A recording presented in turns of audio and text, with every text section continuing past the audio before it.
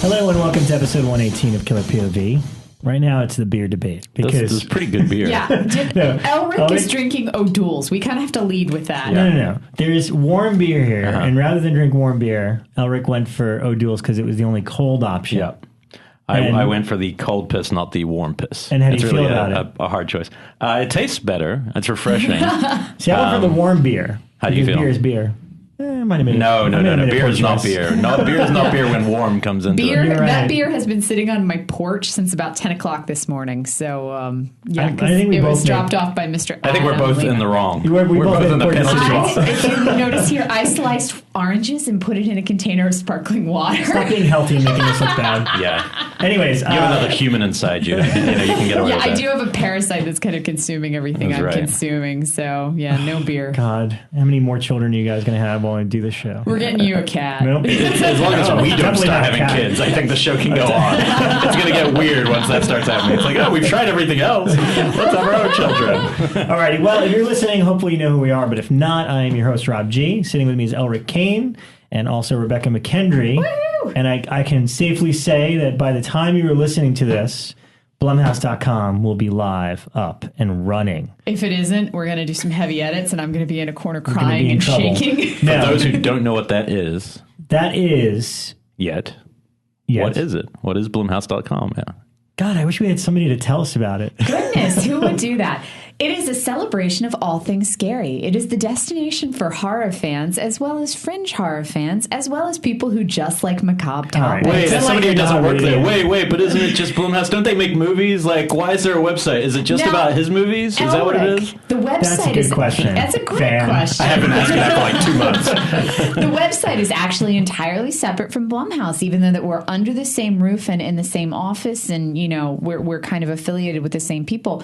We are given autonomy to run the website as we see fit. So we'll be covering some Blumhouse topics just because they're one of the they main put horror out more. studios. They put out more horror movies than anybody else, so it's like unavoidable that we don't talk about them. But we have no bias either way. We are in no way So there's no required. conflict of interest. You Nope. do not have to like Green Inferno. We do No, not have to like Green and we'll get to Inferno. that. Okay. All right. I'm That's impressed. coming up. Yeah. But no, we're excited about it. And obviously, Becca's the editor-in-chief, and I'm the senior editor. And we've got an amazing crew of freelance people that we've worked with over the years.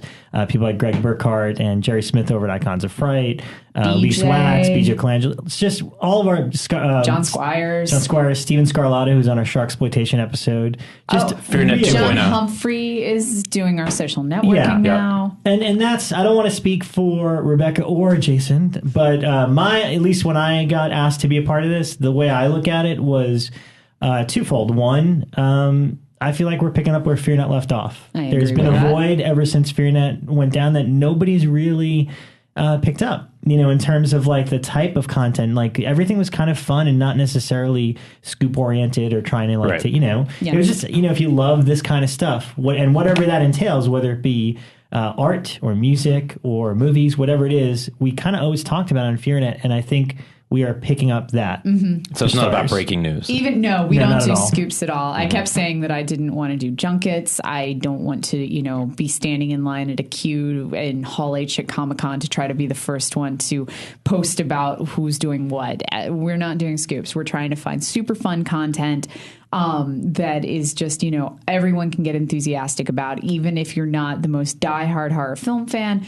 You can go there for news of the weird. You can go there for ghost stories. You can go there for stuff about Scooby-Doo and Goosebumps. It's all over the place. Yeah, I think you could limit quality scoops. over content. Scoops, I feel like, could be limited on the internet to social media almost. It could almost be just like tweeting about that rather than writing articles for a website. We talked about that in the office, that when it comes to news, like where do most of us head for news now? Twitter. And in Is truth, any place I read. I head to On Twitter. our phone, yeah. Because it's just a fast way to read it. It's a headline based. I have like a CNN push through app. So like I get notifications whenever anything major happens from CNN. I have one for Huffington Post as well. And then the rest, I just head to Twitter. That's where I if it find wasn't out tweeted, everything. it didn't happen. Yeah. And part two of my take on the website is simple. It's what we do here on Killer POV, but in web format. And what I mean by that is, the kind of fun of the discussion, of recommendations, of interviews, like the kind of fun spirit that we have on this show. If Becca and I can channel that into the website, then I feel like that's a good thing to do. Share the love of movies. What we're kind of approaching the website with is the same theory that we had when we started Killer POV. Just because we may not enjoy the movie does not mean thousands of people out there feel the same. For those people, it might be the greatest film they've ever seen, and it resonates with them. And so we keep that in mind with everything that we do on the site. So yeah. So there you go. That's the plug. I guess I'm kind of whatever. I will look at it. I'll give you guys one chance. All right. And if it leads with the Green Inferno, Mr. Fan, I'm hoping that you might come on and do some writing and stuff with us. Yeah, I'm pretty left out, but that's okay. We're you don't write anything. Do you know how many articles I have assigned you? I wouldn't write for those ones. You're a video. As to be saying I want to do. Right. So that's happy to that. write But we will get him on soon. We will at some point. Let's dive into movies that we have seen. Yeah. Because I know 2 of the 3 of us have seen The Green Inferno now. Yep. Oh God, I saw it like 2 years ago. 2 years ago. Yeah. Oh, yeah, that was at AFI like I will say, 2 years I'll ago. preface it by saying, thinking back, is the trailer, so whoever works at Blumhouse in the trailer department, the advertising department, did a great job, because I would totally have watched that film. I watched that trailer and go, oh, that's a great film. It's a shame that's not the movie. It's a shame it hasn't got all the stupid sophomoric humor and the fart jokes and just all the stuff that I hate about his work is what lets the movie down. But the trailer is great. Trailer kind of hooked me. Okay, so I have seen this film, and I didn't hate it, but I didn't necessarily like it either. And my biggest argument for this is that I don't like the cannibal movies that much to begin with. It's a subgenre that no matter what version of it you give me, unless it's going to be completely something I've never seen or heard before, I doubt I would like. That said, I think you psyched me out, because I went in expecting the dumb bar to be really low. I think it is. I think it's No, it wasn't. Really? When you say fart jokes, I was like, oh, okay, but there's not really. I mean, yes, there's a diarrhea joke and a vomit joke and stuff along those, and a masturbation joke. Granted, on 3 strikes and you're out. Right. That is the trifecta of But the problem with cannibal I'm talking movies, myself out of it now. no, but the problem with cannibal movies is there's a certain level of realism you want to be stuck in for that to be a scary, effective movie. That's why Cannibal Holocaust has these scenes that break that somewhat back in and I New rewatched York, those too, so we'll get to that in a minute. But when you're in the world, nothing breaks you out of it. In the world, the footage in Cannibal Holocaust, when they're actually in the world, there's not a single beat that breaks the spell of what you're in. And in this, every joke breaks you out of that. Every I don't know, just something, and maybe just I think it's just a sensibility, for me. Okay. I will never watch the movie again because I don't need to. It is exactly what you think it is. It is a recreation of these 1970s exploitation films that really, their main goal was to kind of gross out the audience and outdo each other on who can include more horrible mondo acts. You're eating a turtle? Well, I'm going to eat a cougar, or whatever it took. That's how these functioned. And they all kind of functioned within these little subgenres of, women in prison films, Nazi camp films. They all had their own little thing and a little checklist of things that they had to adhere to do this. This one hits all the notes. He's doing exactly what he set out to do. He was setting out to make a 1970s exploitation cannibal film. And it's it. But I don't think he hit all the notes. If he hit all the notes, it would have worked. No, only in the third act. Not necessarily. Not necessarily, because it's the same reason that I didn't think Grindhouse worked very well. And it's the same reason that I don't think a lot of the, I'll call them Grindhouse-esque films work. When you're trying to make something today that resonates or even mirrors something that was effective 30 years ago, even if you do it to a T, it's not going to hit the audience the same way. So whereas in the 1970s, a lot of that extremeness that we were seeing in films and these kind of atrocities trying to, outdo each other on screen, it was there for a reason. We were post-war. Everybody was kind of hardened from that. There was a whole bunch of social turmoil going on. We don't have that now. Instead, we're kind of, and plus these were playing in select theaters at the time. You knew what you were going to see. It's now playing in a mall near you. That's kind of a weird thing. I don't think he was trying to capture that. He wasn't. He was just trying to. It's do not gritty. There's nothing gritty about the film. It's very just a modern 2015 version of what that is. And I will, and I can't believe I'm doing this because I didn't enjoy it. I did not enjoy the humor. It was sophomoric and it was groan-worthy for most of it. But I understand why it was there, because if you think about some of the other Grindhouse films, they do have this weird uncomfortable mix of these atrocities with this weird humor. If you think about something like Last House on the Left, where it's like rape scene and then Keystone bubbling cops trying to figure out where their car keys Somebody are. out there just drank because somebody told me they drink when you say Keystone Cops. Keystone Cops, I reference it a lot. No, but that was a common thread in the 70s. Whenever somebody did like a cop on screen, they were always like hilariously dim-witted. And so, But I don't think it's common in those cannibal films. I mean, it never was. The cannibal films didn't have it as much, so it was kind of unusual to see it in this regard. But it did happen. Like some of the Nazi films have really uncomfortable humor in them. A lot of the women in prison ones do, and it's just kind of bizarre that it exists there. But it does. I actually felt the slickness was one of the biggest problems. Like I remember when it first started, the first couple shots, I was like, oh, if this had been grainy on 16 millimeter, it might have won me over in some way. I like that because when you get to the Cannibal Tribe, the color palette, I mean, that's what I noticed I saw it on the big screen. And look, I recommend that you see it regardless. Like see it to make your own decision about it. Like, I didn't love it. I didn't hate it. It just kind of was there for me, meaning like I felt nothing. Like the cat, like you don't even get to. Can we put that on the poster? Yes. She felt nothing. I felt nothing. No, I didn't like it, didn't hate it. I felt nothing. No, I mean, it's an hour of unlikable characters. There's not a single But they're character. not supposed to be likable. No, but I don't know. I love characters in Cannibal Holocaust. I love the guy who leads them in, like the tour guide. I don't love any of the main not the main protagonists, people. but the guy, I can't remember his name, but he's like the mustache character, and he's the reporter great. guy, yeah, he's good. He's great. Robert Kerman or whatever. Yeah, that's there's some entertaining characters. Yeah, but you don't like anybody. I don't like their cause. I think there's some sort of social commentary. Yeah, it's definitely social commentary. And then once the attempted, cannibal stuff happens, like it just like happens, like almost like gore for gore's sake. Like there's no reason for cannibals to smother you in whatever honey so that insects eat you. Like, what purpose does that serve? Because it's exactly how the old ones would have been set up. No, but they eat people. That was one thing that they're flavoring them, right? No. With ants? With ants. Oh, yeah, ants and honey. Everyone knows. That's No, an no. old British recipe. You just ask our next guest. He knows. Well, it was a torture, like a torture spot in there that I was like, why? I don't get why that's there, but okay. But whatever. You guys should see it anyway to see it. But yeah, I mean, if you know what it is, I think that's it. Is like when I see people reviewing it, they're like, "Oh my god, I can't believe it's got all of this atrocities and female genital mutilation." And I'm like, I felt like the trailer. You think it would? What are you reading? The trailer made it look scary, though. I think the trailer looked cool to me. Yeah, I would have watched that movie. It's not a scary movie at all. Yeah, that's the thing. It's more humorous. I will say, if this is your jam, if you like extreme movies, if you like to kind of be pushed to the edge, Let's see Holocaust or Ferox.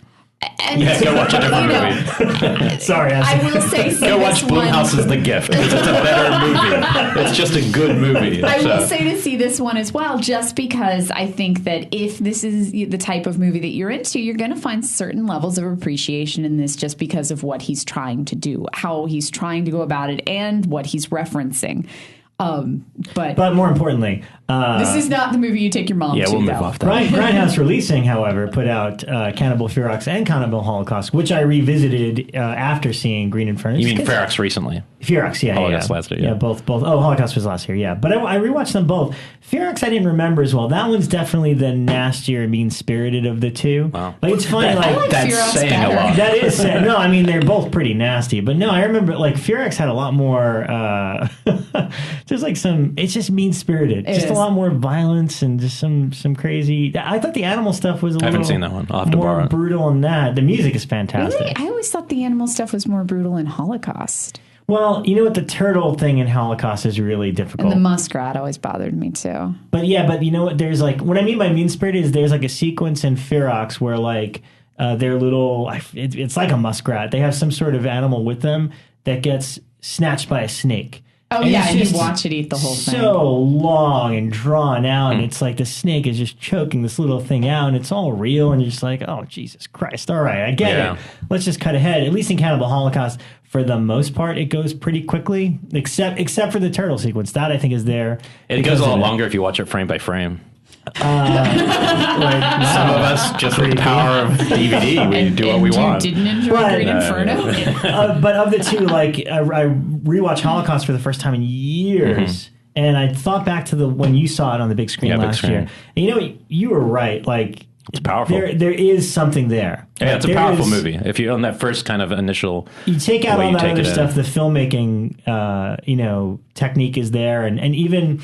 I had interviewed Bob for our site, which is up now, Bob Morawski, and he said that he did a version that he separated the audio elements because he's a big score guy. So they redid the score like in 5.1 surround sound. So when I watch it on my Blu-ray, like that gorgeous lush score is so loud and it's around you while these horrible things are happening.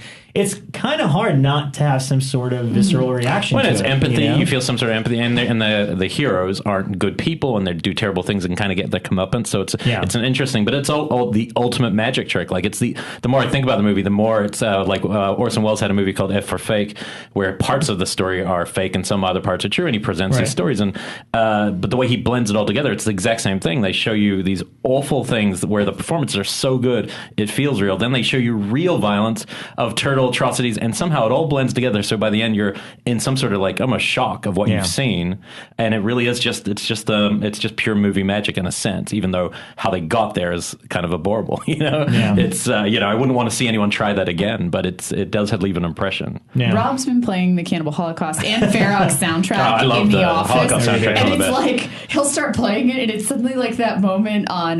For me, it always reminds me of the moment on the Peanuts or like Snoopy when all of a sudden like the music, like Schroeder will take the music down, and you see Snoopy get like really sad and start crying. If you guys watched Peanuts a lot, so that's whatever the Cannibal Holocaust, and then Ferox comes on, and it's like, oh, this is jamming. Like disco That's New York funny. music. Yeah. I love it. That's fun. What did you guys see? I'll rush through a few. I saw a few things. Black Mass, but it's not horror, but it was fun to see Johnny Depp like a monster. It's kind of like a monster movie. The story itself needed more fiction.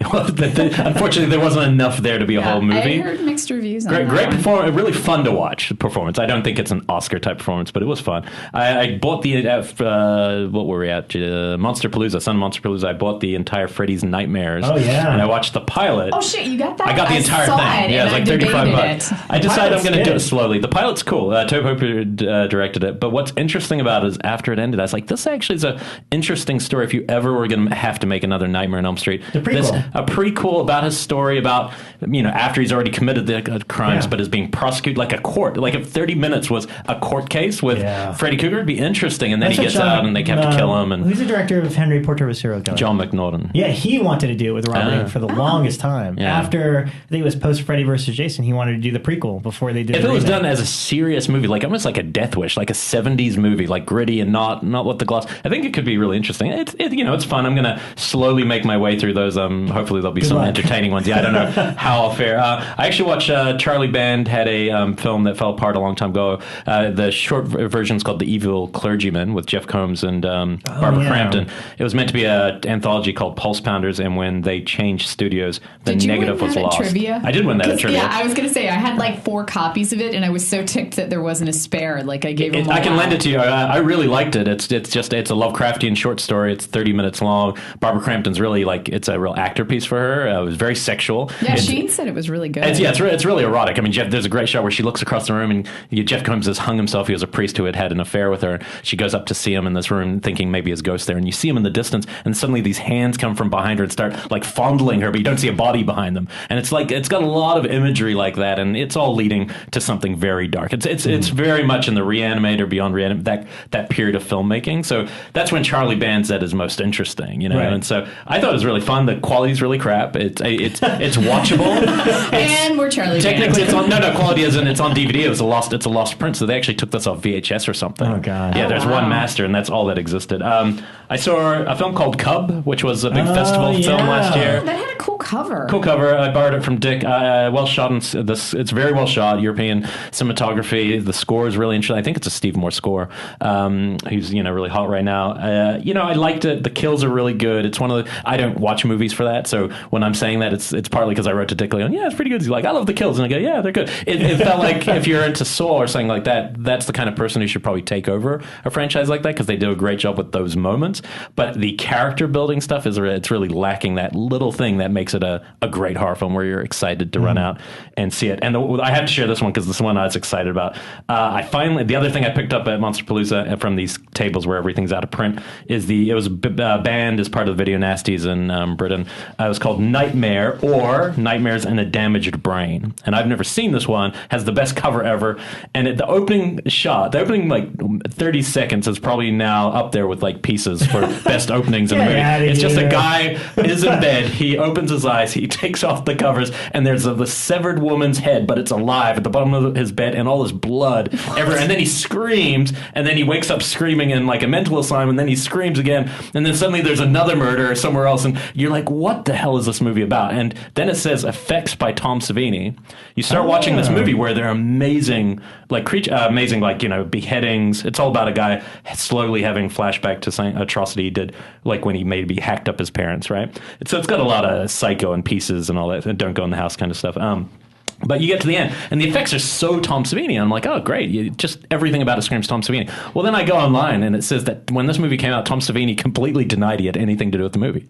So there's some story out there, and there was a link to an article on Wikipedia, but when I went there, it wasn't there anymore. So I'm kind of bummed. It was like some old article about the director whose name is Romano Scavellini versus Tom Savini over Nightmare. Because Tom Savini just says, I had nothing to do with that movie. I don't know what they're talking about. Wow. And yeah, if you watch this, it looks like kind of it looks like the heading on Friday. There are great gore gags. It's actually some of the most fun of that. In between that is some very, very poor drama. Yeah, but it is a lot of fun, and I think it's actually worth, hopefully if we have a guest who knows anything about video nasty, we can always ask, because they must have been alive back in that period, right? We'll touch on it. But I think it was one of the first ones banned, and it was mostly famous because the distributor refused to make a single cut to the gore and was put in jail for 18 months.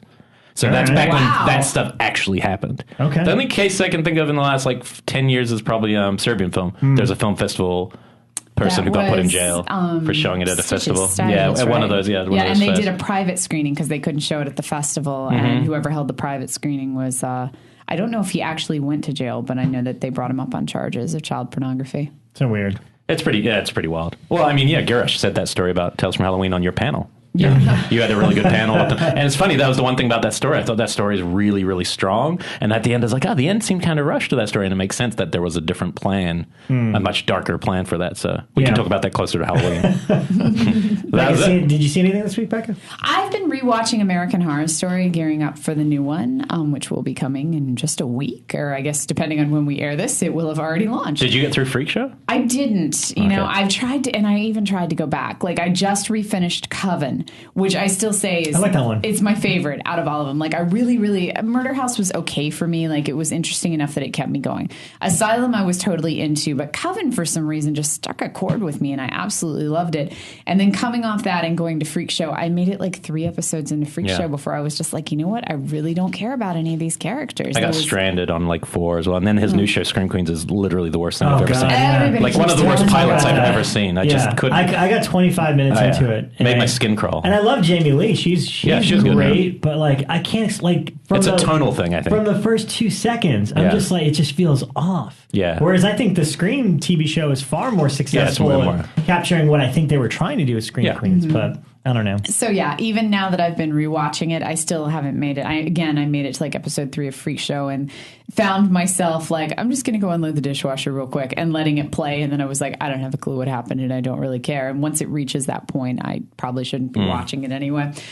So I'm just hoping to start fresh with Hotel because the first 3 seasons were such like a highlight for me that I'm hoping to get that back. So yeah. So I've been rewatching some good stuff. You can never get that first high back, man. I know. But it's like, it just built off each other, building up to Coven, to the point where Coven, I was like, oh, this show is brilliant. I couldn't wait for each episode, and I was totally engaged in it. And then Freak Show just killed it for me. 5 seasons into a show, whatever it is now. Also, they're pumping them out every year. Yeah. A whole new concept every year. That's hard. Yeah, Walking Dead, they just have to keep the characters going. With this show, they have to recreate a whole mythos. And I think that's a little too much pressure for them. So when this airs, will we have gone to Beyond Fest yet? It'll begin. This airs October 1st. Thank you. So it's right now, tonight. It is happening tonight. October Beyond 2nd. Fest. I'm pretty psyched about that. I'm seeing a lot of good stuff there over the next Friday night, couple Mike of weeks. Williamson's short. Oh, that's right. What's it called again? Deathly. Deathly. Yeah. Yep. Shout out to Mike. There's some good stuff. I'm really excited, and this isn't exactly horror, but it's still fringy, so I'm going to talk about it. There's this movie playing on Saturday night called In Search of Ultrasex, where this guy took like literally hundreds of pornos and edited them together into a feature movie. Like with a narrative? With a narrative structure. And I'm trying to convince people to go see it with me because everybody's like, is it porn? And I'm like, well, I assume so. But I want all the to narrative see. bits. Yeah, I want to see how this happens. Just make sure if you go to it, you sit in the back row. That's all I'm saying. Back row. So Saturday night, I have to go review a haunted house, which I'm pretty psyched about. It's a good time for it. And because I get to review all these haunts and everything. Fun. Like the hayride's coming up. And so I get that. And then afterwards, I'm like, who's going to see Ultra Sex? So yeah, I'm pretty psyched about that one. The trailer's hilarious. That sounds cool. No, there's going to be a lot of good stuff from Beyond Fest that we'll be reporting back on. Last thing I want to mention before we go on to our guest, I also saw Cooties. Oh, cool. I've been looking forward to hearing about that. I absolutely loved it. Okay, good. I loved it. I thought it was hysterical. I was going to watch it last night. I was like, oh, my hand was on the button. I was like, I'll wait. Oh, is it on VOD now? Yeah, it's on VOD. That's how I watched it. Totally I watched it on VOD. Yeah, Elijah Wood, Rainn Wilson, just Lee Winnell wrote it, but he's in it, and he's got the quirk. He must have written the quirkiest, funniest part for himself because he's so good in that movie. It's not perfect. It's it's a typical. I mean, it's zombie kids essentially. That's an outbreak in a school with teachers and kids and all that. And I think the first minute and a half is the grossest thing I've ever seen in my life. No, wow. Literally. I was almost out immediately because essentially they show you the harsh process of how a chicken goes to a chicken nugget. So it's really, really gross. But that's going to bother me. It's important that you see that because that's where the cooties start. So it's all interesting. But yeah, no, the humor's really good. Great title. But here's what I love. We've just got done talking Cannibal Ferox, Cannibal Holocaust. That comes to a chicken nugget. But a chicken turning to a chicken nugget. I just can't handle that shit, man. man. It's like purposely shot in a way to just make you as sick as possible too. Like it's just so gross. Wow. Yeah. Interesting. But then once the movie starts, the humor's really, really great. It wasn't perfect. I think there was a little bit of a towards the third act, the pacing gets a little off because it starts out really strong. And then Elijah Wood's living in his mom. He's back at I forget the name of the place, but it's called Chicken Land or something like that. Some weird town. And he's he's a writer. So now he's stuck substitute teaching at his old school. And he's like, yeah, I'm from Brooklyn and I wrote a script. And, it sounds like my biography. Yeah, pretty much. He's kind of trying to be cool to the kids and he's just a dork or whatever. But once the virus starts spreading, there's some really funny moments. Cruelty towards children, especially zombie children, just makes me laugh. Yeah, so if that's your sort of thing, that you're going to dig it. Amen. You sold me on cruelty to children. We're there. So, alrighty, and without further ado, we have a very special guest waiting in the wings for us. He's been with us before, but he is returning to talk about a lot of stuff about Twilight Time. In particular, they've got a whole slew of pretty awesome titles coming out in October, which should get you in the mood for the Halloween spirit. So welcome back to the show, Mr. Nick Redman. Well, thank you so much, Rob, Elric, and Rebekah. I think we're the ones who should be thanking you for this little stack in front of me. I was going to say, well, first of all, on behalf, not just us, on behalf of all our listeners, we thank you for 10 to Midnight. Yes. Charles Bronson movie that you just put out on Blu-ray. Yes. You're welcome to that sort of pile of sleaze. It is a wonderful, wonderful pile of sleaze. But it's funny how many people love that movie. It really is true. I meet a lot of people who will go, oh yeah, 10 to Midnight. But and that was only in shitty quality, No, I saw it once. I think Phil Blankenship showed it at the New Beverly as a midnight screening once. And I didn't know anything about it. It's one of the Charles Bronson movies I didn't hear about. And somebody's just like, dude, you have to go. It's Death Wish meets Friday the 13th. And I'm like, okay. And what was funny for that screening... So we're super into the movie, and obviously it's Charles Bronson going after this guy that gets totally naked when he goes out to kill women in the night. It's just so bizarre and weird.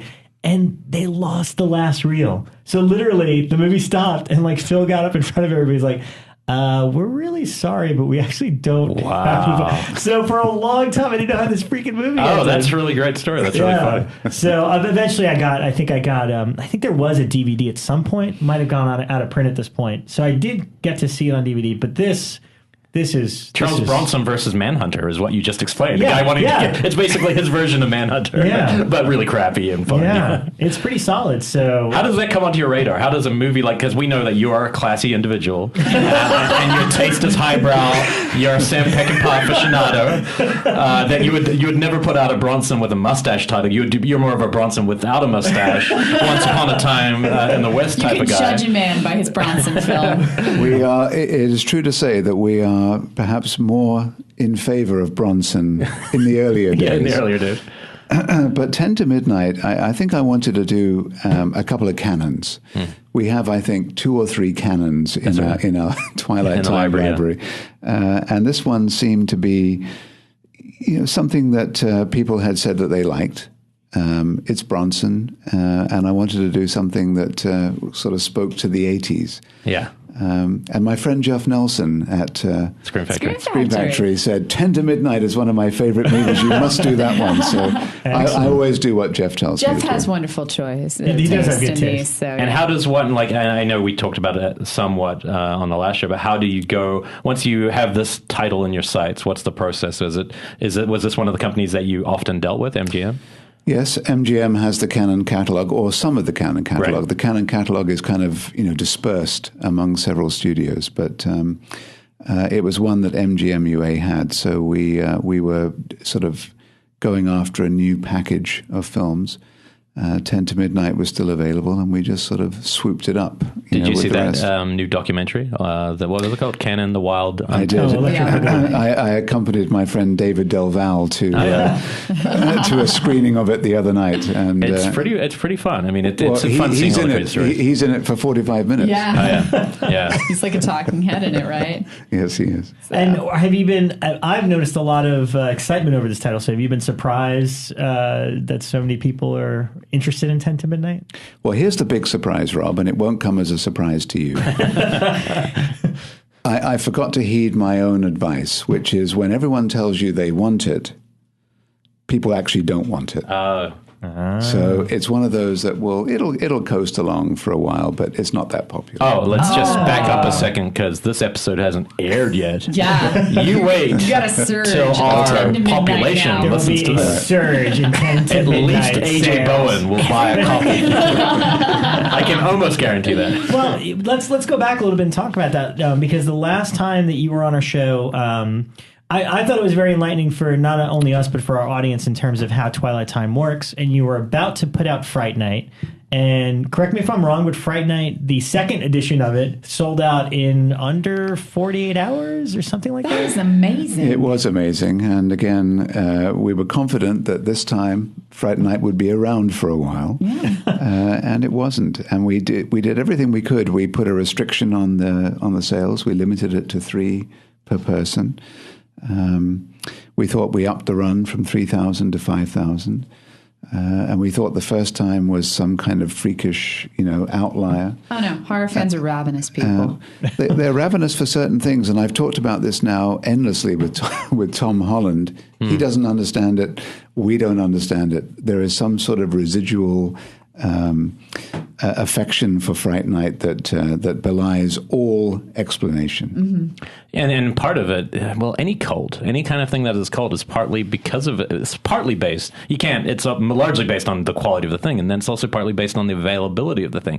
So something that might be even bigger than that film, like Child's Play, but it's always been wildly available. Child's Play has never been difficult to get. It's been on TV all the time. Yeah, it's so always there's in no the $5 bin at Walmart. So there's never been that same difficulty around it. So part of I think that's a small part, but still part of the intrigue of what. But I agree. There's just 10 or 12 titles that just always will have this power. In the horror. I think something like Monster Squad often seems like it might have that. Yeah, totally. I think it's got a lot to do with what hit during kind of this a generation's formative years. Mm-hmm. Because there are certain films that I think do it throughout history that just kind of hit those notes. And yeah, I think Monster Squad and Fright Night both kind of, for the people who are now in their 30s and 40s, that hit during the formative years, and it was somehow like a defining film. Like powerful nostalgia. Weird Science, I think, is in there as well. Oh yeah, I feel strongly about that film. Yeah. I guess if Friday 13-7 was not widely available, that would all of a sudden be. Yeah, well, it has to be good first. I need to say it has to be a good movie, and then right. What was second to that in terms of if you put it up, it'd just be gone in a second? Was there another title that was? Well, I suppose it would have been Christine. Right. Christine and that's changed since, right? Was the only other one. Well, we gave Christine back to Sony because they wanted to experiment and see what would happen if they did it. So we gave it back to them, exchanged it for some other titles, and now they have put it out just this last week, I believe. And we'll see if will they share the numbers with you, so just so you guys kind of have an idea of how I'm not sure that they will share the numbers per se, but they will release it wide. It'll be available in every outlet. The exact same disc, or with the same extra, same everything, or will there be variation? It's the exact same disc minus the isolated score, which we did, and the booklet, which we did. So there'll still be collectors on the hunt for that. Yeah. That's just how it is, yeah. Now, do you have plans to do any other canon films? We have two more. We have Runaway Train, which we'll do at some point in 2016. I think Jeff Nelson and I would both agree that you need to do Salsa immediately. Well, he may like that. No, but for people who don't know Runaway Train, it's literally it's the film that changed John Voight's career in a lot of ways. It's it's Andrei Konchalovsky, I think. Yes, that's right. And it's excellent. It's up there to me, like with Deliverance, for just being one of those movies that once it starts, you won't breathe again until the movie ends. Basically, well, it's one of the very few canon movies that actually got Oscar nomination. Yeah, it's an actual real. It's Eric Roberts too, right? Yes, in a real serious role. So we were glad to get that one, and then the other one we have is another Bronson, which is Murphy's Law, which is another sort of later era. I haven't seen film that of his. Yeah. Ooh, it's something to look forward to. I like that. Well, can we talk a little bit about some of the genre stuff you have coming out this month? Because I'm a John Carpenter completist, and I actually kind of like vampires. I mean, I haven't seen it in a long time, but I remember enjoying a lot of it, and that's one of the titles that you guys are putting out. So it's nice to know that almost all of Carpenter's filmography will be available on Blu-ray soon. Mm-hmm. Yeah, what isn't it? Dark Star? Dark Star, yeah, it's on there. Ghost of Mars on Blue? Yes, it is. I don't own that. Why do I not own that on Blue? Because it should be burned. No, that's not. No, you're wrong. It's kind of a fun, I don't feel like thinking tonight movie. Come on. John Carpenter's somewhere going, no, she's wrong. No, so I mean, were you? So vampires, Count Yorga, Count Yorga. Scream and Scream Again. Were you looking for these titles, or were these titles that kind of came up on lists that you saw, like, oh, you know what, that would be great for October? Yes. The way that we choose films, we don't specifically sort of look for a certain title. We compile a list from available lists that the studios give us. And if there's something there that I, either like from a nostalgic point of view or think might have a base, we'll just sort of throw it in there, even though we know that there are probably other companies, like Scream Factory, that are better equipped, in a sense, for those things than we are. But we also have to have the occasional title that will sell amidst a lot of the other things that we choose purely for sentimental or nostalgic reasons. And you also choose some because they're just flat out amazing. Fat City, of all your titles that you've ever released, was probably the one I was most excited by. I've got to say, it's one of Stacy Keach's best performances. Jeff Bridges is incredible. And we've talked about Monty Ellman on the show before, but he used to tell me about his version because he came within a day of getting this gig, and it was going to be Warren Oates in Stacy Keach's role. Wow. I think Robert Redford in the Jeff Bridges, or it was maybe he was too old. I can't remember who the other person was, and it was something. I think his agent, literally missed a phone call, and then John Huston snapped it up. And it was but Huston made the most of it. If you guys haven't seen it, it's a fantastic movie, and I've probably only seen it on VHS in my lifetime. So, I think it's fair to say it's probably one of the best movies of the 70s, which most of us agree is one of the best eras. The best eras. Yeah. It is again one of those extraordinary time capsules, because Leonard Gardner, who wrote the book, was published in 1969. That was the only book that he ever wrote, and yet it became an instant classic. It's just, and also the way John Huston shoots, another one of Wise Blood, which does have kind of horror roots in this Flannery color. Yes. The sense of place and authenticity of just signs and the way the colors and dirt of the films are unparalleled, I think. Yes. His smaller movies are his best movies. Yeah. It was a real return to form for John Huston at a time when he was kind of, declining. And it really brought him back. It's surprising for a film that is so grim as it is. It was quite successful at the box office. And Sony's new 4K restoration is out of this world. In fact, we did have a screening of it at The Real Thing, which was Sony's presentation with Grover Crisp, the man who, spearheads all of their restorations. And it it's really exciting. it's an unbelievably great film and a great looking film. With the horror titles, I was wondering, because I haven't looked to see Count Yorga and Scream and Scream Again. Are they Amicus or Hammer? Do you know the companies? Well, Scream and Scream Again is AIP, I believe. Okay. And there is an Amicus input because I think Milton Subotsky is the producer of it. So therefore, there is definitely an Amicus connection. Had you seen either of them being an old Brit from the old land of Britain? I'm ashamed to say that I saw both theatrically. Oh yes, that's what I wanted to hear. And did you have pretty fond memories of them? I did of Count Yorga, actually. I haven't seen Count Yorga either. I'm excited to see it. He's a very debonair, charming vampire. Yes, he is. I just remember him being like very sensual and not aggressive in any way. Well, I think the backstory of Count Yorga, as David Del Valle and Tim Sullivan explained in the commentary on the disc, is that it was originally going to be a porn film. That makes so much more sense now. Wow. It was originally going to be porn, and then they sort of had a change of heart and decided to sort of steer it towards something that was then popular, which was the vampire milieu. And its original title was going to be Scream and Scream Again. I think its original title was something like The Strange Loves of Count Yorga. That was harking back to the porn aspect. But Robert Quarry, who plays Count Yorga, is a very debonair, sort of handsome, charming guy who you can imagine, would win over the ladies. Yeah. So the film does have a very unusual feel to it, and it's set in the 1970 Los Angeles, and it's great to see LA as it was then, Oh, weird, because just from the title in my brain, I'm thinking some old castle movie in England. Well, that's kind of fun. He's antiquated, but the rest of it, well, somewhat. The rest of it is very updated, but I mean, he's still like, the cape makes an appearance, and you're kind of like, that's a little out of place in 70s Los Angeles. But for some reason, he's charming enough and sexual enough that all the other characters in the movie go along with it, that you're kind of like, okay, he's wearing a cape. I guess, he's total pimp. So let's do it. Did you hear any demand for them beforehand, or were they, had you heard those titles, people on message boards? I don't know if you're what we call a troll. You don't look like a troll to me. I don't know if you're just hanging out at message boards on Scream Factory and like seeing what they, people are demanding. What do they want? Is that how this works? I have to confess, we don't do that. If you need to hire one. No trolling. I know. That's disappointing. We don't troll, but I think a lot of, and we may have said this the last time we spoke, is a lot of the Twilight Time slate is the nostalgia factor of what the people that work at Twilight Time like.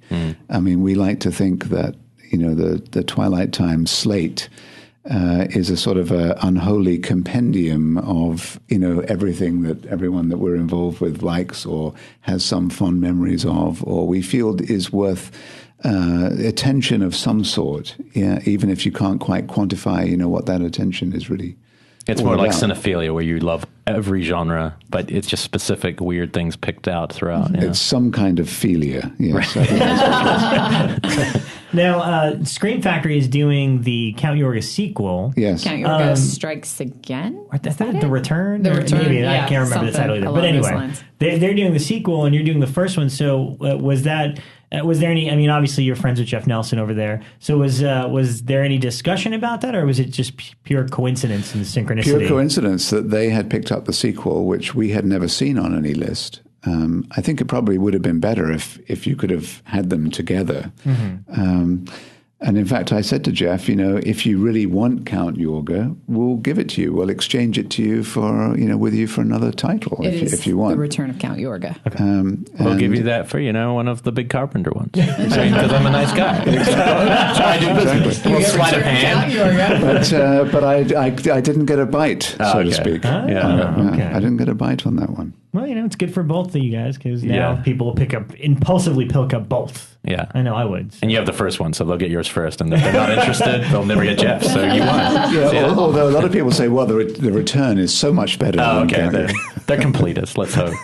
I came across the title yesterday. I was looking for on VHS just to watch it, because I'd seen it on the list. I'd never seen it.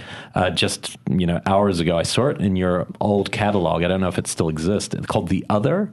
Oh, yes. I have that one, yeah. Oh, you've got it? Oh, I'll borrow it from you then. Yeah, I know nothing about this movie. Yeah. Oh, okay. Yeah. Should I watch it? Yeah, totally. Could you leave the room for a second so I can get a straight note? But how do titles like that? Because I remember seeing that on obscure lists, but it looked like it was a lesser known title. Was that something you'd been aware of before, or you just came across it? We were aware of it, and I was aware of it mostly because of the Jerry Goldsmith score. Because you work in scores like this that. is the one about the two brothers, right? Yes. Yeah, we've talked about it a lot. Yeah, Savage Steve Holland mentioned it on our show. No, I've seen an image and wanted to see it for years. Yeah, it's a great movie. No, I haven't seen it. I will say that a very popular Korean film kind of stole from it a lot. Okay. We had done the soundtrack album at Fox back in the 90s. And so I had always filed that away as being, Something to look for. Something to look for, yeah. We asked for that and the Mephisto Waltz, which we had also done the soundtrack to. And then when I saw the master of the Mephisto Waltz, it just wasn't quite up to, what we felt that we could release at the time. So have you had any major disappointments with that, where you've kind of gotten excited about a title and then seen what the film looks like and it just isn't up to par besides that? More times than you could imagine. Yeah, that's so disappointing, huh? We've had to pass on quite a few things that we loved, because they weren't, and if the studio isn't going to do a new transfer, we just feel it's doing a disservice if we put it out. How much does that cost? Because I think I've heard from people it could be like $100,000 to do a 4K restoration of a film. Yes. It really does vary. You can do a transfer from an IP, from a print, from an interpositive that can probably be done for $15,000, $20,000. Is that the best way to do it? What's the best quality? That's not the best way to do it. That's the most expedient way to do it. It's a way to get decent results at the low end of the cost spectrum. But if you really want to do what Sony characteristically does, and Fox does mostly, a 4K restoration from the camera negative, that can be anything from $100,000 to $1 million. Wow. That's insane. So it's a really expensive process, and you can understand why they don't do that for every single film that a collector might want, because there just is no. I think that's important for people to know, because I think as fans and collectors, we just literally throw a title in our brain. I remember, I'd go, well, "Why isn't The Mutilator on Blu-ray?" It's not even a good movie, but of course now Arrow is about to put it out. So sometimes it does these silly dreams come true. But it is interesting. Giant fishhook movie, right? Yeah. Well, he kills many different ways. There's much more to it. I just heard the fishing thing. But it explains it, and especially with independent films, it explains why those never make it, because who's going to pick up that tab? Yeah. And if it's not a studio, it's great to know Sony's out there doing that. Well, Sony is doing it as a matter of course. Their technical standards are the highest of any studio, simply because I think that they're looking to really vault the best assets that they can on any of their films. And then the other studios do what they can. Fox is very, very good. Disney is very good. Other studios do not, worry so much about the quality of the transfers. What is wrong with Warner Brothers? And you can go on record and probably never have a chance to work with them. Well, believe me, I've gone public slating Warner Brothers many times, and I think we even had this conversation before, which is that I have a good history with Warner Brothers. Making documentaries with them and working with their video divisions through the 90s and early 2000s. They somehow went from being the top to the bottom, and I don't know how it happened. They seem to have completely lost interest, or they're totally floundering. They have such a good library. Yeah, they do. Not only do they have the greatest library of their own, they also acquired 600 titles from the Paramount library, which they were also supposed to put out, and none of those are coming out either. So because I after we spoke, I went on a 3-month quest to try to get China 9, Liberty 37 to you. Right? You didn't even know about this. A guy from my horror trivia team works in their home depot department for all video releases, and he went as far as he could to the top, basically, to ask, hey, can we, there's one title by Monty Hellman, and Monty Hellman has the good sound elements, you guys have a good picture elements, can we marry them and release a limited Blu-ray kind of thing? All he got, and he works there, all he got is, we do not have any foreseeable plans for that title. End of conversation, dead in the water. And you're just like, what a sad way to deal with movies that they don't care about it anyway. They're not going to release it. Criterion would be on that in a second anyway. So it's just interesting to me that even from inside there was no It's disappointing to me because I would love to see something like that. It seems like Criterion may have breached the wall. We put one Warner Brothers title out last year, which was Oliver Stone's Heaven and Earth. But the only reason that they gave that to us is because Oliver Stone, browbeat them into giving it to us, because we had done a couple of other Oliver Stone films, and he didn't want it languishing. But unless you have an 800-pound gorilla like that, calling them and saying you must, they won't do it customarily. Warner's, in fairness to them, has always had a no-license policy going all the way back to the Laserdisc days, when Criterion used to routinely go to Warner's and say, can we license films for Laserdisc release? And Warner's would always refuse. So they've been consistent in their non-cooperation, shall we say, for the last 20, 25 years. What was Criterion's breakthrough, you said? Their breakthrough is that they have now licensed a few Warner Brothers titles. The first one has already come out, which is Day for Night, the Truffaut film. So hopefully this will lead to more. But like everything, studios are cyclical. It depends on who is there. Right. When those executives have moved on, others may come in with a different policy. So it's really about the policy of the studio as it exists. But Warner's, more than any other studio, has had a non-third-party license policy in place for a very long time. Is there any particular title that you would die for from Warner Brothers? You sit up at night? Why do you have to rub it in? I would spend the next hour just listing those Warner Brothers titles. Well, now you know mine. Well, let's go back to the stuff that's coming out. Yeah, sure. I want to know what's coming up. Well, I don't know this title, Scream and Scream Again, but it's got Vincent Price, Christopher Lee, Peter Cushing. I don't know anything about this title. What's well, it's not even a horror film, really. It was a obviously just a bald-faced attempt to get those three guys into a movie together. Nice. I don't believe that the three of them ever have a scene together. Oh, really? Okay. That's funny. Although Vincent Price does interact with Christopher Lee toward the end of the film. It's like a bizarre science fiction film. It's not horror. It's something to do with a fascist-type government creating clones that are going to somehow take over the world. Who knows? Who cares? It came out in 1969 in England, and it has some great old British character actors in it, and it's a bit of fun. And I remember the VHS cover for this one, and it's the poster, of course, so distinctly, because it, usually when you rent something like The Mutilator, because it's got, a girl in a bikini and there's a fishhook and things like that, you're going to get something kind of 80s slashery. This one, I remember renting for the box cover, and you get like a dry British kind of political thing. That's a great... but is that cover not amazing? That's a great poster. Yeah. Is that a scene from the movie? Does somebody get dissolved in acid? Oh, well, they do, but not quite like that. That's exciting. It's not as vivid as that by any means. No. But I remember that led me to rent it as a kid, and I don't think I made it through the movie. I haven't seen it since then, so I'm excited to watch it again. But yeah, it definitely... It's more... 10-year-old me, it didn't live up to the cover. But no, it's more of a museum piece than anything else. Transfer is a little bit iffy. I mean, we're very we try to think that we're scrupulous about our transfers.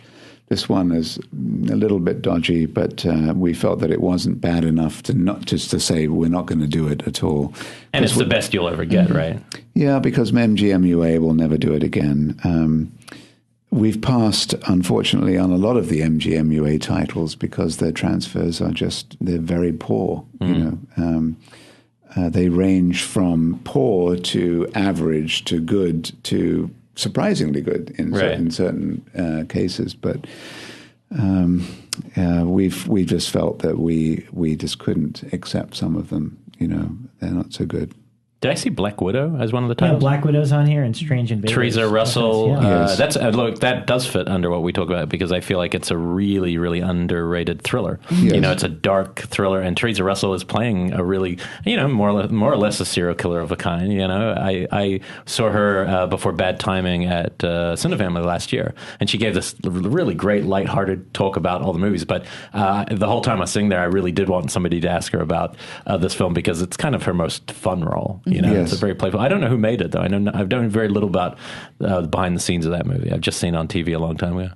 Well, it's a Bob Rafelson film, Wow, who okay, made yeah. 5 Easy Pieces and King of Marvin Gardens, and it's good. It's a Ron Bass script. Conrad Hall is the cinematographer.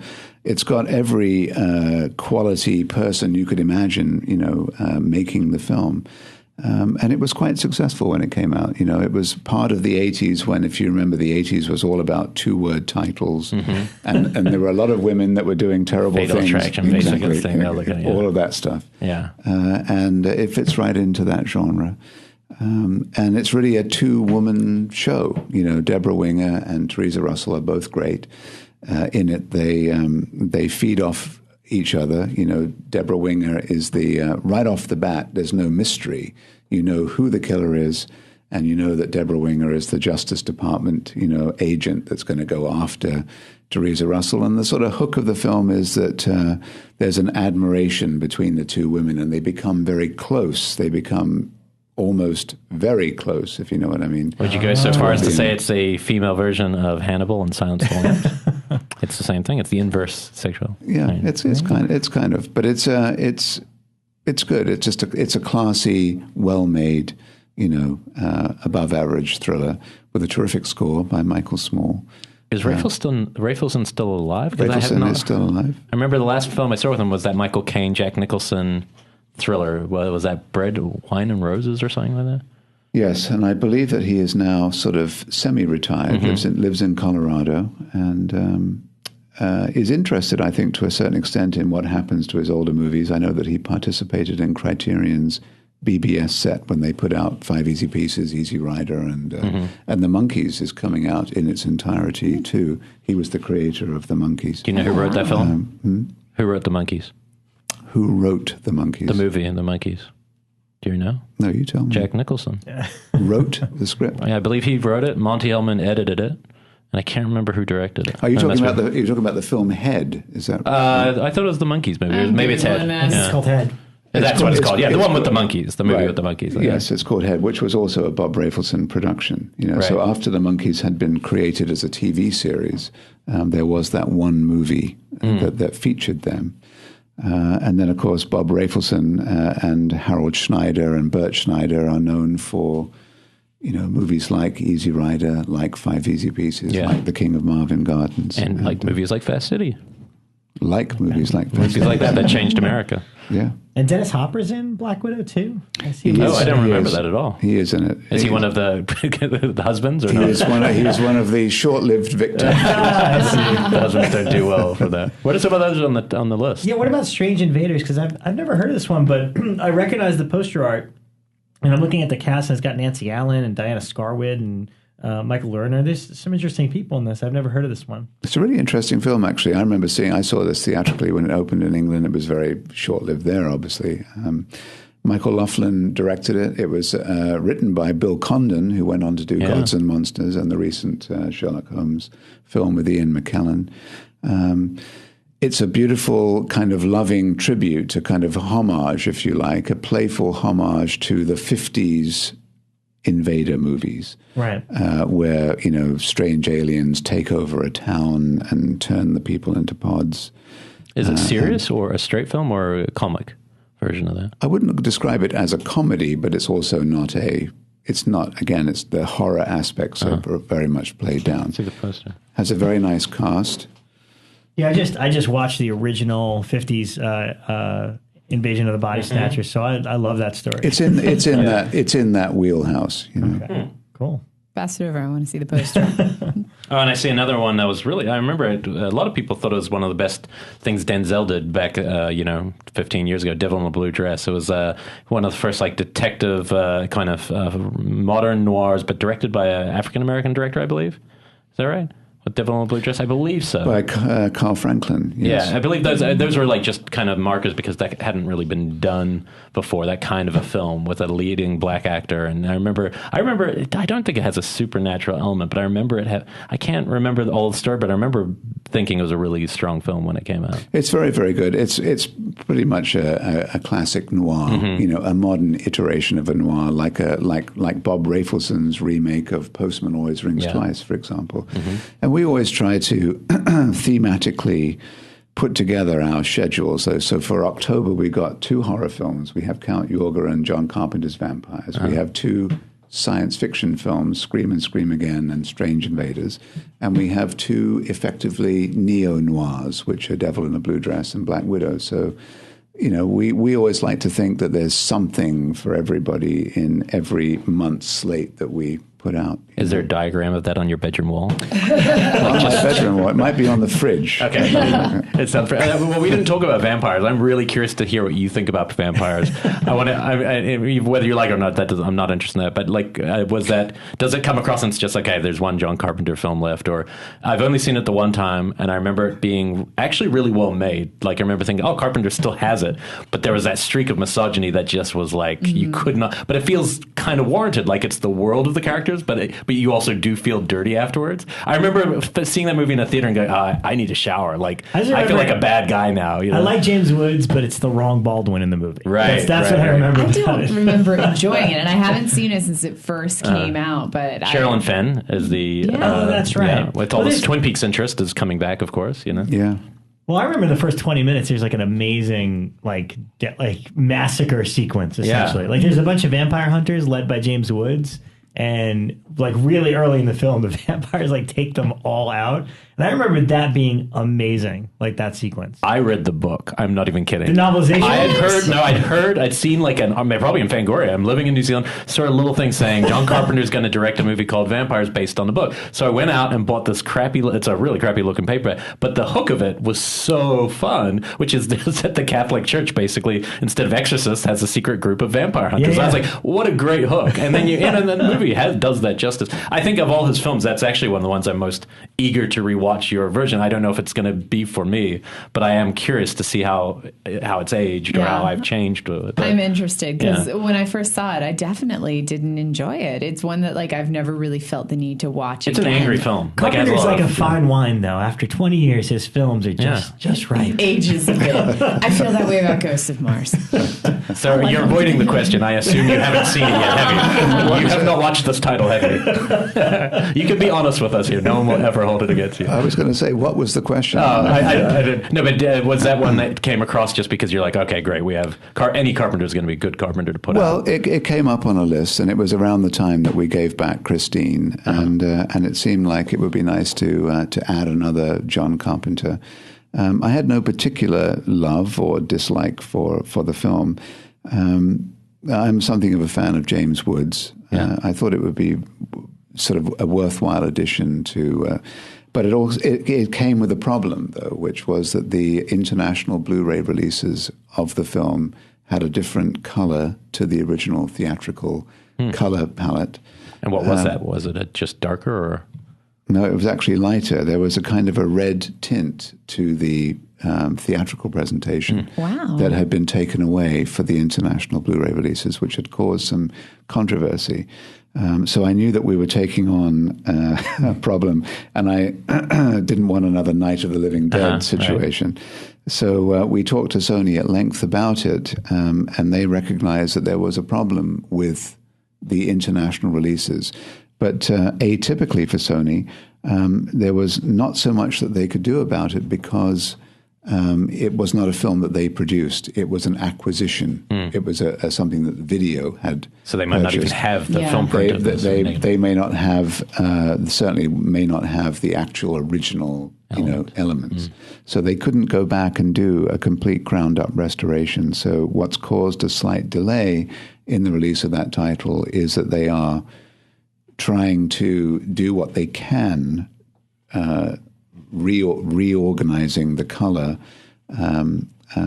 back to what it was theatrically without being able to really go back and do a ground-up restoration. So it has become a little bit more time-consuming than we originally thought. Will it still be October, you think? Or it will be October, but it'll come out. It was going to go up for pre-order today, September 30th, but we put it back 2 weeks. Okay. Well, that's still great. That's not a huge backup. No. Do you have any, is there any extras on it, or is it a pretty spare disc? It's pretty spare. We're carrying over the John Carpenter commentary that he did for the DVD. And there's also an international making of the film that we're adding.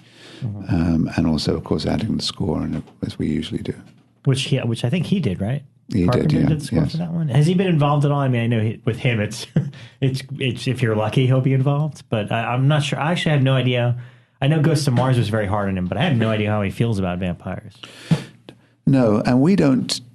Customarily, we do not seek out people. I know that the studios do. For example, Sony always will, when they're doing one of their ground-up restorations, they will, in fact, contact the cinematographer or the director. Mm-hmm. Sometimes we will be called by the director. Sometimes we will reach out to the director or someone from the film. But we don't feel that it's necessarily, something that we have to do. With something like vampires, we wouldn't feel the need necessarily to reach out to John Carpenter. We figure he's got other things to do. Why does he care that we're putting it out? Yeah, I know you would have to probably send a pigeon to Iceland, apparently, because Iceland, where it was announced today that he will be playing his first live show in Iceland. Wow! And I literally almost thought I was like, how do I get to Iceland? I was like, there must be a way. I told everybody that's posting, I was like, there is no way in hell that's not going to happen in LA too. And it must be. This must be purposeful, right? Like, if I'm going to play my first live show, I'm going to go where no one can see me, and they've never seen a live show by anyone else. Should have gone to Greenland. Well, maybe he feels like if he's not good, it's like, no one cares. Only the fjords are listening in Iceland. But it is pretty fascinating that's. I'd be very curious what that connection to Iceland was. I have no idea. And what does the show consist of? Him playing his live scores. He's going to play. Yeah, it's going to play his solo stuff and stuff from his. They make it out that he's going to perform his scores from his movies live. Wow. Which is kind of amazing. Do you happen to remember, just curious as a film goer, I'm curious, do you remember the first John Carpenter film you were aware of? Just when you were seeing films theatrically, do you remember the first time you even knew who that name was? Yes, well, I think it was Dark Star. Oh, okay, yeah, so early. Yeah. Wow. Theatrically, when that came out? Yeah. Oh, okay. Yeah. Wow. That was a period when you go and see everything that came out. Yeah. So yes, Dark Star, and then of course Assault on Precinct 13 was the next really big one. I still think that's one of his strongest films. I think the way it's put together and the music, the way it plays with the score is top notch. Yeah. That's as close as we'll ever be to John to ask this. So. I'm going to assume. Well, you know what? Piggybacking on the idea of reaching out to filmmakers and stuff. I mean, you said that there's been some filmmakers like Oliver Stone, for example, who. Is an advocate of getting his movies out. I'm just curious which of the filmmakers take the strongest interest in. Which of the filmmakers do the best for Twilight Time? Because you do a lot of Oliver Stone stuff, you do a lot of Woody Allen stuff. I have to think that Zemeckis got involved, I believe, with used cars. So I have to think that these are the titles that probably do the best for Twilight Time, are the ones from those well-established directors. So. Who do you have the best relationship with, I guess, or who gets the most involved in their releases? Well, it's a good question, although there is not really a kind of a hard and fast answer. I mean, Oliver Stone, we had licensed Salvador from MGM-UA. MGM-UA wanted to do a new film with Oliver Stone. So they called Brian Jameson, my partner in the company, and said, we know that you've worked with Oliver Stone before, back in the Warner Brothers days. We want to keep him happy. Can you liaise with him over Salvador? So, of course, we say, well, yeah, we can. So Brian reintroduced himself to Oliver Stone. We went over to Oliver's offices for meetings, and we went ahead with Salvador, and he was pleased with the results, which led to us doing U-Turn and then Heaven and Earth. In the case of something like the Blue Lagoon, Randall Kleiser called Sony and said, can Twilight Time do the Blue Lagoon, which also led to us doing Summer Lovers, which we did. That's a hot one. Which we did. In Greece, right? It's all in Greece. It's hot in Greece. It is. With Daryl Hannah. Exactly. Yeah. So we did Summer Lovers, and then Bob Gale and Zemeckis were interested in us doing used cars, and they also would like us to do I Want to Hold Your Hand from Universal, but it's very difficult to make that deal with Universal. So those are cases where John Gilliman, who just passed away just 2 days ago, wanted us to do Rapture, which also led to us doing the Blue Max, and we also have a couple of other John Gilliman films coming. So it's very useful when directors will either contact the studio and say, can you do something? Or they contact us directly and say, we would like it if you did something. We would always do our best to help them out.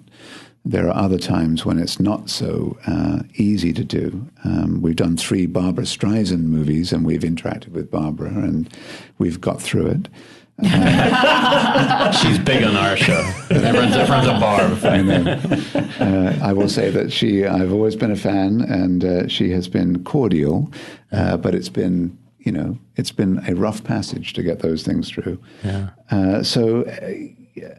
When we have to deal with people, Woody Allen, for example, we have had no personal interaction with, but we have 13 of his movies. Yeah. Wow. And he has... And some of the best ones. Crimes and Misdemeanors. We do. We have some of the best. Yeah. We have some of the best ones, but he has packaging approval. So therefore, every one of his films that we release, we have to send the packaging to his office. And usually, 99% of the time, we hear absolutely nothing. And we have to work on the theory that no news is good news. On one occasion, we were asked to change the cover. And this is probably because of poor old Mia Farrow, because the poster of Broadway Danny Rose was just a closed door. And we used as our cover the door slightly ajar, and you could see him and Mia Farrow. So the one comment that came back from his office was, get her off the cover. Wow. And who could blame him? Especially if all accusations are untrue, then who could blame her? Because no one needs to go through that. Yeah. And yet the irony, of course, is that many of the 13 films of his that we have star her. And she is the cover on many Alice, of those films. Right, one of them. Alice, and films like Purple Rose of Cairo, Radio Days. She is the cover. And it seems a little bit churlish to me to retroactively want to change what was. In other words, well, clearly you're not a vindictive man. you need to be burned more, sir. We'll discover that. I'm curious. One thing I genuinely am curious since you're alone, because the landscape has changed, especially with the horror titles, which I know aren't your bread and well, they're part of your bread and butter, but not the main focus. It's obviously continually gets maybe more competitive, at least to us who see the market, not necessarily we aren't in the market, and. With Arrow entering the fray, I don't know how aware you are of Arrow Films, the UK company that's now also got an American division, and they do other films too. Some classic westerns. Day of Anger is a good title they did. How do you notice that? Is it going to be harder to get good titles, good horror titles, or is it really just because you already have these solid relationships with, say, Sony that? If something good comes along, you still have access to it. It just seems like the market would shrink. Well, in the year that's passed since I was last here, there is no doubt that the business has changed. It's changing exponentially all the time, and it really has changed in the last year. In a way, the good news is our predictions of 4 years ago came true, and then the bad news is our predictions of 4 years came true. In the very real sense that we predicted when we started in the interviews that we did at the very beginning about what Twilight Time was and why we thought we were different and blah, blah, blah, is because we knew that the studios were then backing away from classic catalog and that it would default to third-party licensees. In other words, those companies, those independent companies, would effectively take over the business, which has come to pass. And it's come to pass much more so in the last 12 months than it had before. You witness Kino, for example, releasing 12 titles a month, or Olive releasing 12 titles a month. You can argue that that's a good thing or it's a bad thing. It's a good thing for the collectors because they have more titles to choose from. Is it a bad thing for the labels? It probably is, because the market is now perversely becoming glutted. It wasn't, people only have so much money. Exactly. Usually. Because here's the very troublesome thing. Whatever the people on those message boards think, and the trolls, whatever they think about the incredibly large market for physical media, it is absolutely not true. So when you have a very small base, if you like, it's a bit like the base that Donald Trump is trying to appeal to. It's a very small demographic. Loud. Yes. Small, loud demographic. Very small demographic of the American people. Well, it's only a very small demographic of the American people that actually buy Blu-ray or even care about movies on DVD or Blu-ray, or even, when you come to think of it, watch movies. I mean, not everyone is obsessed with movies. And yet the quality of those people is very high. The quality of those people. The Blu-ray collectors. What we want to see. Exactly. We want to see good quality. Well, they would love to see, here's what they would like. We know what they would like. They want the absolute top Sony quality for $1. Yes. Mm-hmm. That's what they want. That is an unrealistic goal. Right. No studio can provide that. But what has unfortunately happened in the business is that the studios, in a desperate bid, if you like, to win people over, have lowered and lowered and lowered the prices, so that now people have come to expect everything to be very, very cheap. But what the real problem is that would be great if discs were cheap and there were 300 million people vying to buy those discs. But now we've got that same small demographic who are only looking for the cheapest discs. And that demographic is not growing. And now you've got, say, 6, 7, 8 labels that are really kind of pulverizing that demographic. Their dollar only goes so far, and you're seeing a real cutthroat competition now, I think, between those labels, and it's become very obvious. I listened to Jeff Nelson's last appearance on your show, and he was saying the same thing, which is that, it's now a complete lie that every horror film sells. We now know that, no, not every horror film sells, and only a very few horror film sells. We know that even a great Oscar-winning movie like, say, Places in the Heart, for example, will sell 500, 800 copies if you're lucky. And we know that when we say these kind of things, people will say to us, well, that's because you're only available at 1 or 2 rinky-dink websites. If you were out there in Barnes & Noble and all those places, Walmart, you would sell hundreds of thousands of these things. And we also know that that is a complete falsehood as well, because we know companies like Mill Creek Entertainment or Cohen Media Group, the people that really get out there, Criterion. I feel like people shop Criterion once a year now. They wait for the 50% sale and then they just jump into it. But that's what you've been trained to do. That's what I'm saying. Why buy when they come out? You wait until the sale. So my point is that you can market a title, let's say a classic 1950s title, for $8.99. And you can put it in Walmart and in Barnes & Noble and in every possible outlet that you can imagine. You would expect that to sell what number?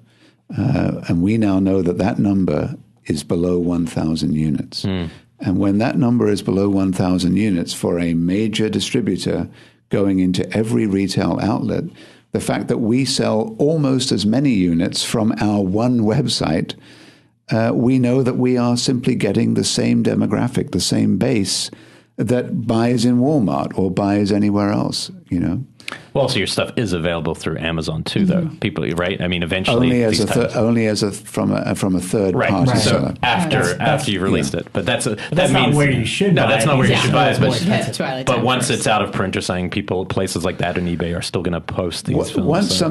We still get. A year on from our last conversation, the mantra that we still get is, "Why are your discs so expensive?"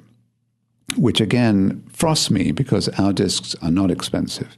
They are $29.95, which is the RRP of every other label out there.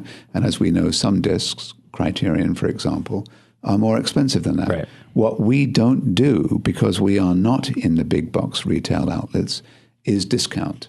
Because we can't, because we don't have those companies vying with each other for loss leaders and that kind of thing.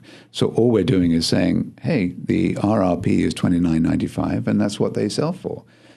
Olives are $29.95. Kinos are $29.95. Shout Factories are $29.95. But when you go through all of those other outlets, you can find them for $17.99 or $19.99.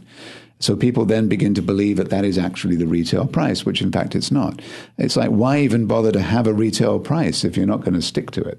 Because the pricing of Blu-rays is really all over the map. There is no... It's crazy. Now I'll go into a Target and I'll see like Under the Skin, this beautiful movie, and they'll be like, now it's $5. And you're like, how is this going to work? Yeah. Whereas it was $30 somewhere else and $5 here. And it seems kind of schizophrenic. It doesn't work. It doesn't work for the studio that made the film. It doesn't work for the company that's releasing it, because when you're retailing something at $5, you are getting back pennies. Yeah, of course. In revenue from that sale.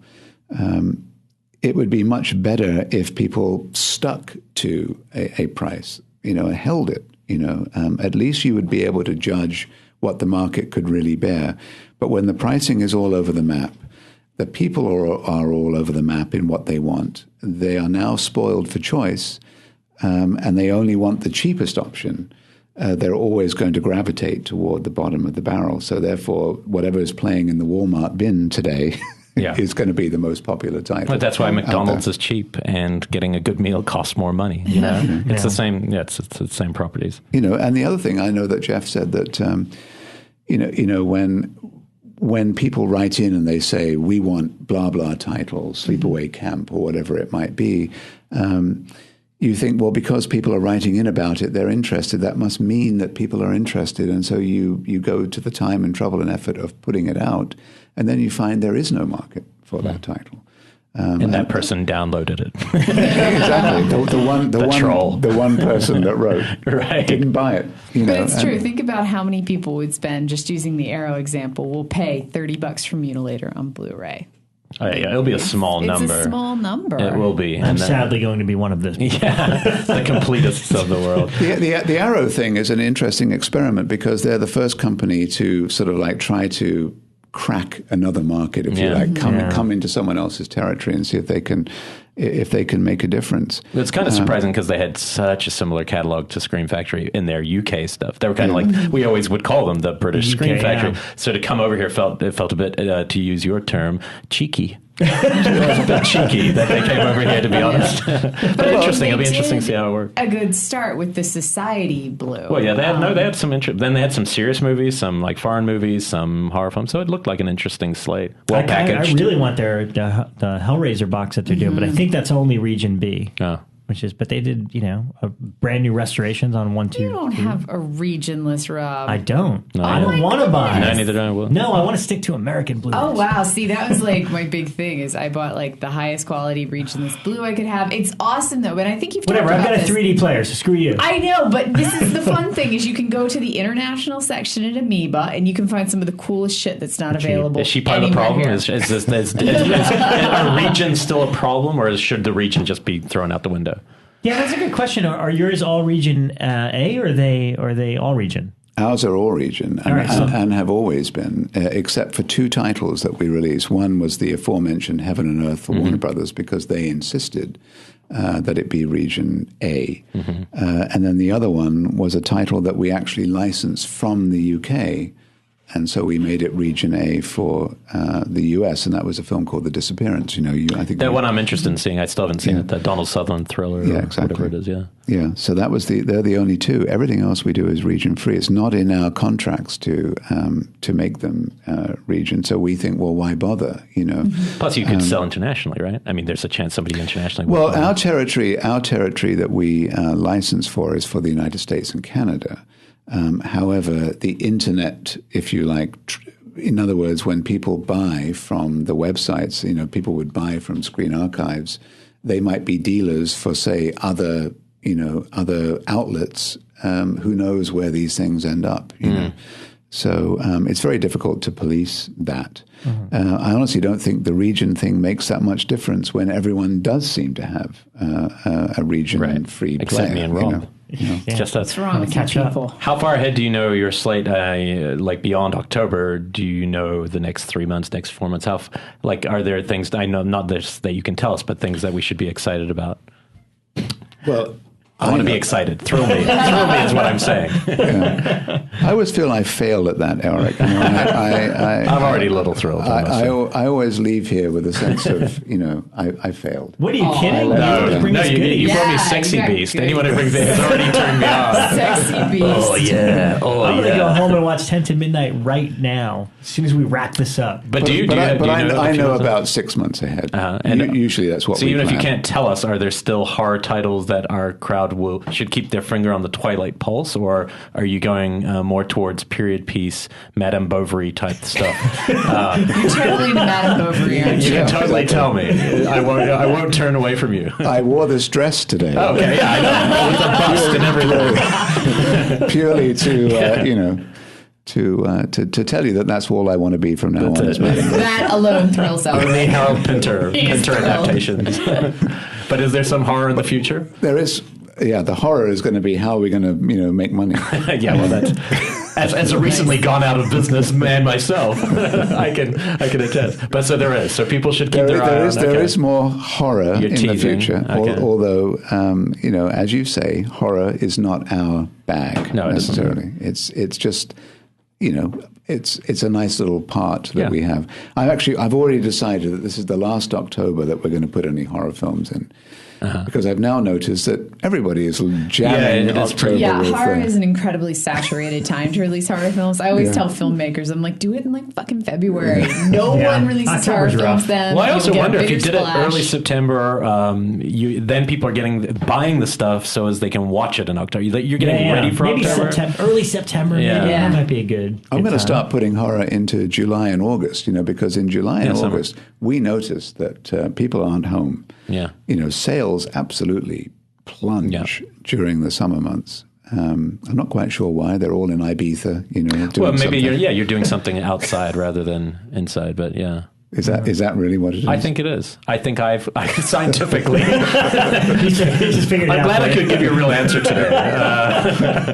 If only. Well, I'm excited to see. I'm very curious to hear from people how Vampires is received now. I genuinely. I can't wait to watch interested. it. I can't wait to watch Yeah. it again. So let's go over some dates then of the slate coming up. So 10 to Midnight is available now, the Bronson movie. That's out. That's out. You can go and buy it on Screen And you really Archives. should make that thing sell out. That's I would the love one. that film to sell out. I mean, do we all agree on it? Right, 10 yeah. to Midnight, right? Yeah. Unanimous Killer POV. Can we change the It's cover art to wonderful. have all three Killer POV? I love this film. Yes, you need to reissue this so it has our quote on the cover. Yes.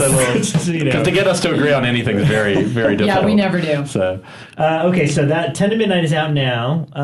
What is the dates for some of the next stuff? I lost my train of thought here. Well, 5 of the October titles went up for pre-order today. Okay. The only one that didn't is John Carpenter's Vampires, because we've had a little delay of 2 weeks. So that will go up for pre-order on October 14th and will be shipping by the end of October. but can they watch it by Halloween night? They have a 50-50 chance. Okay, there you go. They have a sporting chance Yeah. of that. And he's British, so you probably have an 80% chance. They're just absolute pessimists. I mean, except the ones who came to America, Yeah, exactly. So Count Yorga Vampire and Scream and Scream Again, Strange Invaders, Black Widow, I Devil want in to see the Strange Blue Invaders. Dress. That sounds cool. Yeah. Yes. Those, I thought, those aren't for pre-order, but they should be released around October 13th. 13th, The yeah. 13th, yeah. So yeah, perfect timing. If you're listening to this, you can order them just in time for Halloween. Woohoo. That's what I Yeah. think. Good plan. Yeah. Very exciting. So, well, I expect to see you still in business a year from now. And so we can do one more another follow-up. horror report.